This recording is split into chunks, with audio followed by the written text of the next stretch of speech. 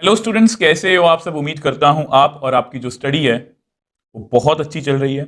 आज की वीडियो में हम सेट्स चैप्टर के अंदर एक्सरसाइज 1.2 की इंट्रोडक्शन करने वाले हैं। तो इससे पहले हमने 1.1 का बेसिक पार्ट अच्छे से कर लिया था। उसमें मैंने आपको, अगर आपको बताया जाए तो उसमें बेसिकली हमने लैंग्वेज सीखी है सेट्स की। सेट्स किसको बोलते हैं, वेल डिफाइंड क्या होता है, रिप्रेजेंटेशन कैसे करते हैं, कुछ टिप्स एंड ट्रिक्स हैं, सेट्स को लिखते कैसे हैं, किस ब्रैकेट में, ये कुछ लैंग्वेज, ये आपको सब कुछ पता होना चाहिए। इस एक्सरसाइज की एग्जांपल्स और क्वेश्चन सभी हमने डिस्कस किए थे, कोई भी दिक्कत नहीं आई। इन सभी वीडियोस का लिंक आपको नीचे डिस्क्रिप्शन बॉक्स में मिल जाएगा। तो एक अच्छे मन से, एक पॉजिटिव मन से आज की वीडियो को शुरू करते हैं। अब देखो, आज की वीडियो में देखो, लास्ट वीडियो में हमने सेट्स की लैंग्वेज सीखी, सेट किसको बोलते हैं, डिनोट कैसे करते हैं, लिखते कैसे हैं, वो सब कुछ सीख लिया। अब सेट्स की कुछ टाइप्स भी तो होंगी ना। जैसे यहां पर है सबसे पहले एम्प्टी, नल और वॉइड सेट। ये सभी एक ही नेम है। एम्प्टी सेट भी आ सकता है, नल सेट भी आ सकता है, वॉइड सेट भी आ सकता है। तो इनका मतलब क्या है, a set which does not contain any element. बहुत ईजी है, जिसमें कुछ मतलब होगा ही नहीं उसको हम एम्प्टी बोलेंगे, उसको नल बोल सकते हैं, उसको वॉइड बोल सकते हैं। इट इज डिनोटेड बाय करली ब्रैकेट से हम सेट्स को लिखते हैं। तो अगर करली ब्रैकेट सिर्फ डाल देंगे, उसके अंदर कुछ नहीं लिखेंगे, मतलब वो एम्प्टी सेट है। और इसको इस सिंबल से भी डिनोट करते हैं, और ये बहुत इंपॉर्टेंट है।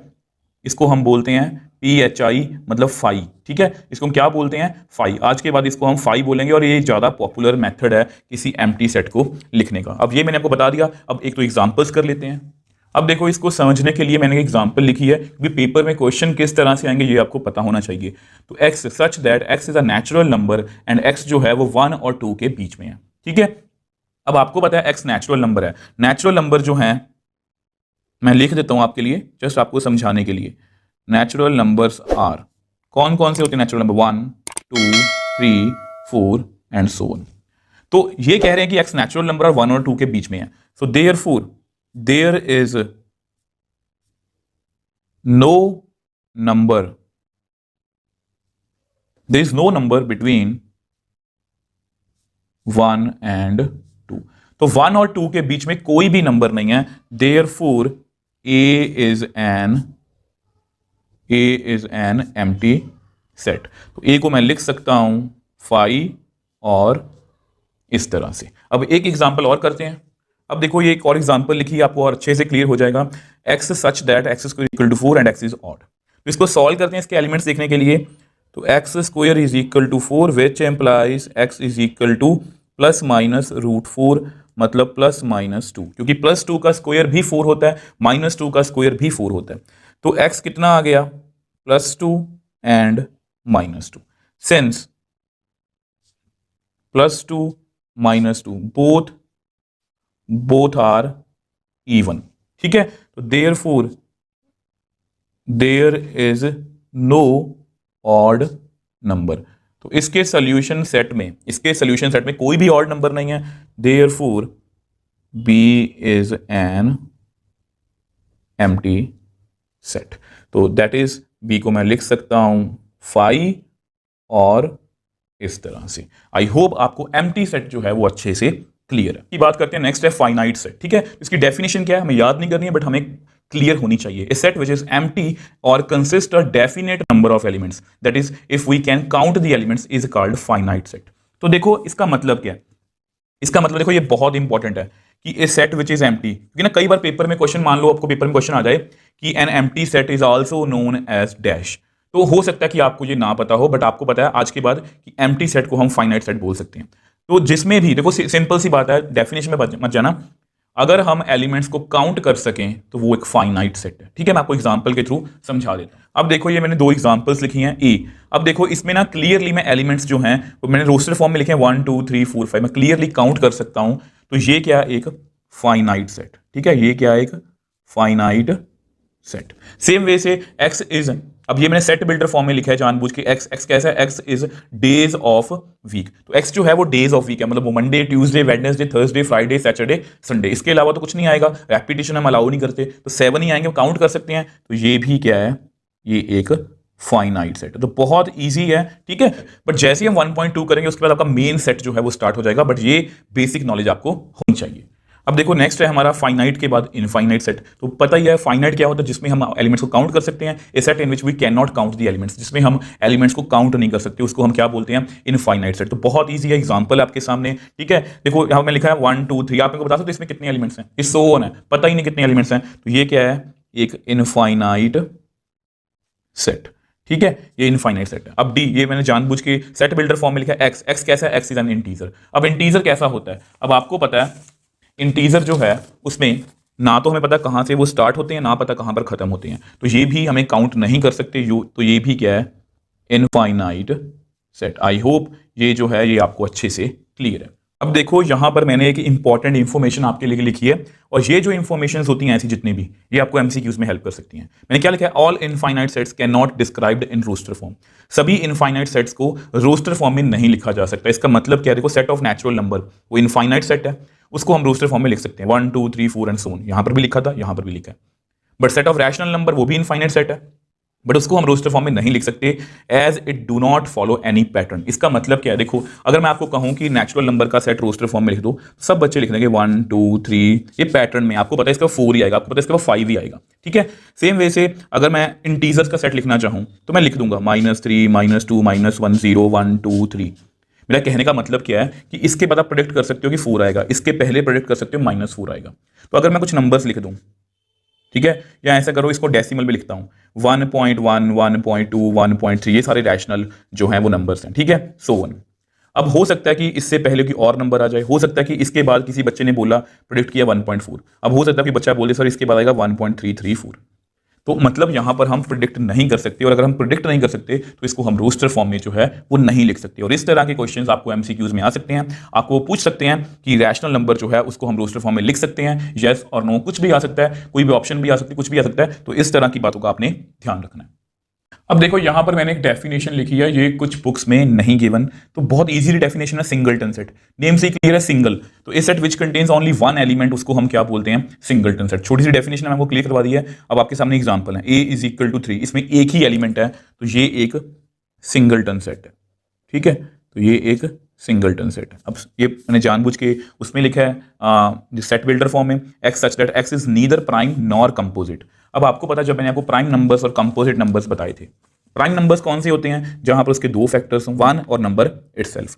तो कंपोजिट नंबर कौन से होते हैं? जिनके दो से ज्यादा फैक्टर, जैसे 4 6। ठीक है, अब 1 जिसका सिर्फ एक ही फैक्टर है 1, तो वो नीदर प्राइम नॉर कंपोजिट है। तो विच एम्प्लाइज बी कितना आएगा? फिर बी में सिर्फ एक ही एलिमेंट आएगा 1, तो ये भी क्या हुआ?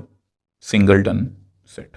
आई होप ये भी आपको अच्छे से जो है वो क्लियर है, कई बार एमसीक्यूज में पूछा जा सकता है। अब लास्ट टॉपिक है हमारा इक्वल सेट्स, उसको भी डिस्कस कर लेते हैं। अब देखो ये लास्ट टॉपिक है इक्वल सेट्स। अब आपको काफी बड़ी डेफिनेशन है, अगर डेफिनेशन में लिखी है इसके पीछे रीजन है।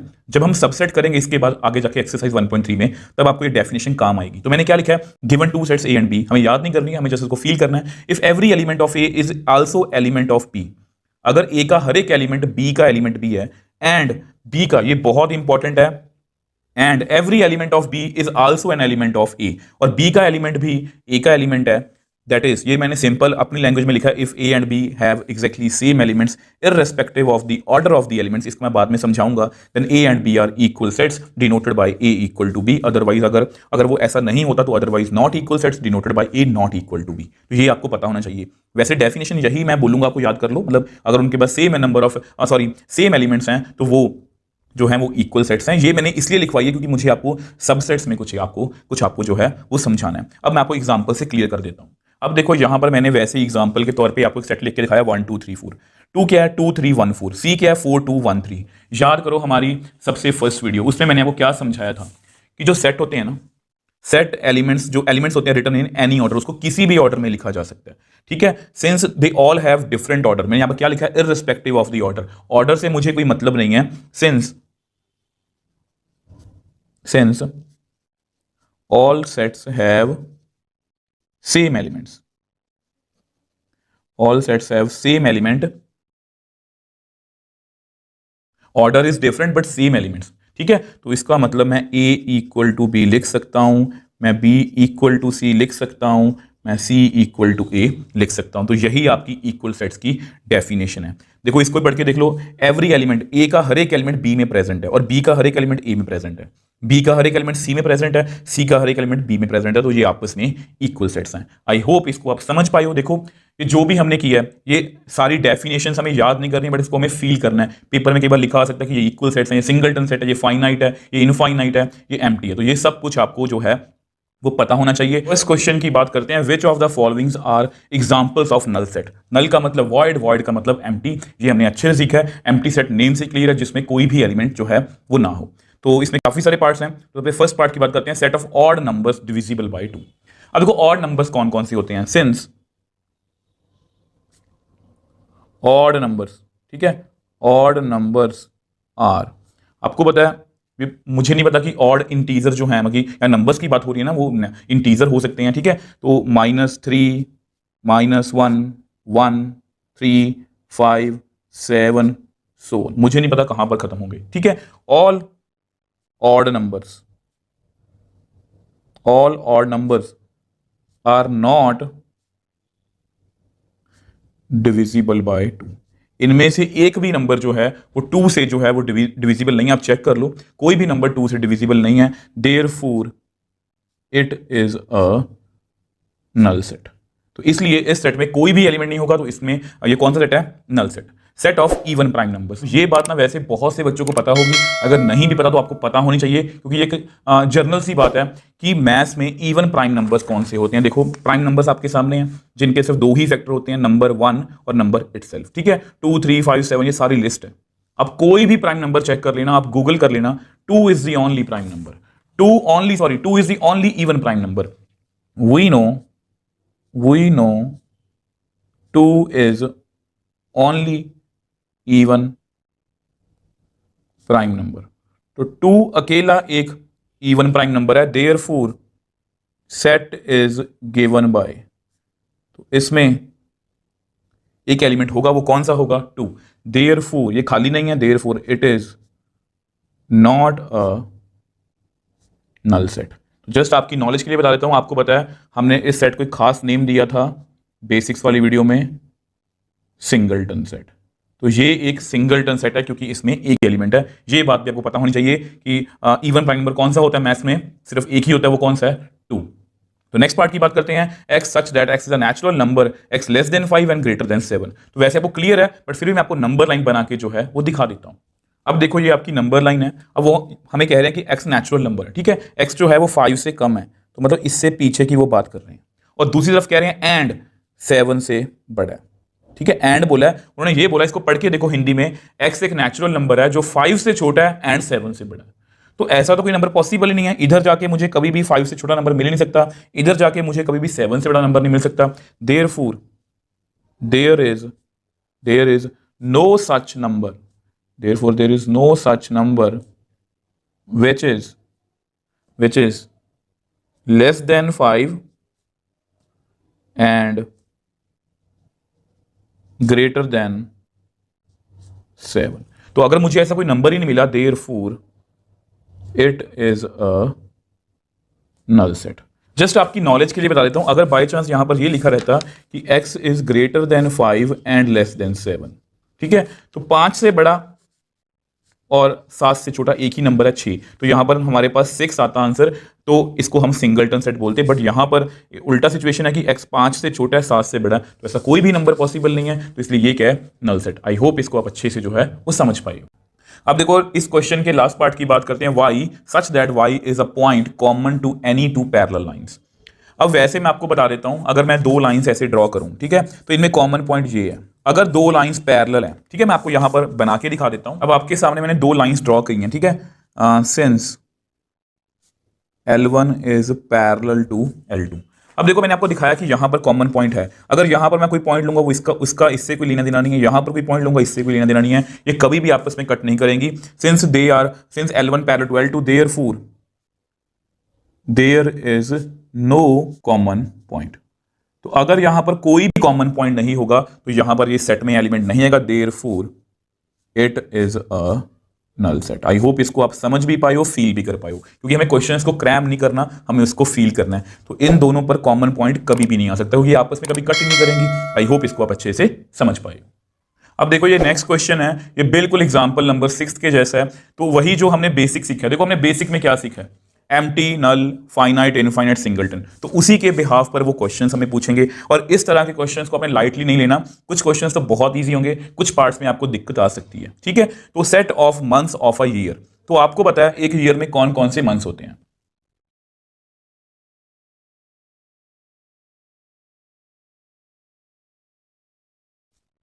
तो ये मैंने सारे मंथ्स लिख दिए, ठीक है, 1 2 3 4 5 6 7 8 9 10 11 12 सिंस इट हैज 12 एलिमेंट्स, मतलब इसको मैं काउंट कर सकता हूं, therefore it is a finite set. तो बहुत इजी है, ठीक है। तब सेम वे से नेक्स्ट पार्ट की बात करते हैं। अब देखो ये आपका नेक्स्ट पार्ट है 1 2 3 एंड सो ऑन। तो यहां पर since we can not count number of elements, क्योंकि यहां पर मैं काउंट नहीं कर सकता, therefore it is an infinite set. अब नेक्स्ट पार्ट की बात करते हैं 1 2 3 सो ऑन, फिर 99 फिर 100, यानी कि यहां पर मुझे पता है सिंस इट हैज 100 एलिमेंट्स, ज्यादा भी हो सकते हैं, 1000 भी हो सकते हैं, बट हम काउंट कर सकते हैं, यहां पर हम काउंट कर सकते हैं, इट है 100 elements, therefore it is a finite set. अब देखो नेक्स्ट पार्ट में हमें क्या पूछा उन्होंने, the set of positive integers greater than 100। तो सेट को कैसे लिखेंगे, ग्रेटर देन 100, 100 से बड़ा positive integer 101 102 103 104 and so on. We can not, जब सो ऑन आ जाए, we can not count number of elements, और अगर हम काउंट ना कर पाए, therefore it is infinite, it is an infinite set. अब देखो ये लास्ट पार्ट है, set of prime numbers less than 99। कुछ बच्चों की इसमें दिक्कत आ सकती है, क्योंकि ना प्राइम नंबर्स के बच्चों को याद नहीं होते, बट इतने बात श्योर है कि अगर लेस देन 99 बोला गया है और प्राइम नंबर 2 से स्टार्ट होते हैं, ये तो आपको पता है ना, तो इसका मतलब हम उनको काउंट कर सकते हैं। बट फिर भी मैं आपकी नॉलेज के लिए बता देता हूं, प्राइम नंबर्स, ठीक है, prime numbers less than 99 are कौन कौन से होंगे, 2 3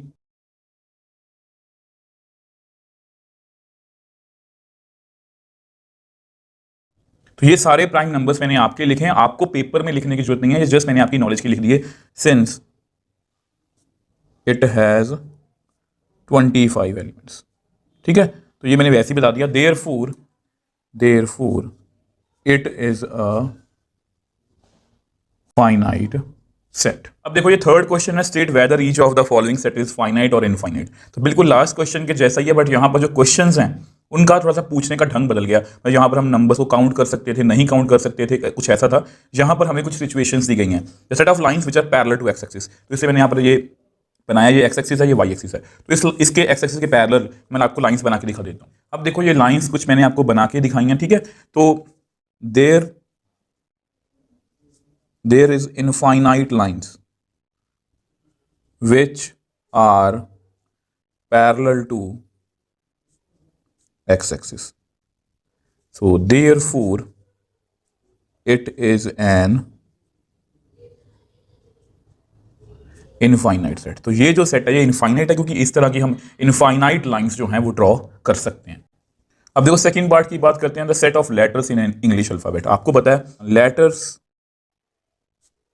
in English alphabet is 26. Therefore we can count it, अगर हम इनको काउंट कर सकते हैं, therefore it is a finite set.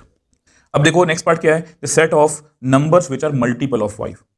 तो multiple of 5 are given by, basically आप 5 का टेबल पढ़ लो, 5 1 ज़ा 5, 5 2 ज़ा 10, 15 20 25 सो ऑन, ये ऐसे चलता जाएगा, कभी खत्म ही नहीं होगा। तो therefore we can not count number of elements, therefore it is an infinite set. अब देखो नेक्स्ट पार्ट की बात करते हैं। अब ये जो क्वेश्चन थोड़ा सा कई बार कंट्रोवर्शियल क्वेश्चन हो जाता है, कि कुछ बच्चों को ये समझ में नहीं आता। The set of animals living on earth. तो नॉर्मली बच्चा कहेगा कि इनफाइनाइट, मैं तो काउंट नहीं कर सकता।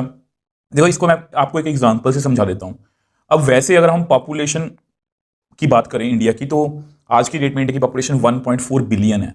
तो ये मैंने नहीं काउंट किया, बट ये एक पर्टिकुलर पर्सन्स हैं जो इस डिपार्टमेंट से डील करते हैं, उनको ये मतलब कि उनके पास एक डाटा है, मतलब उनको वो काउंट कर सकते हैं. Same the persons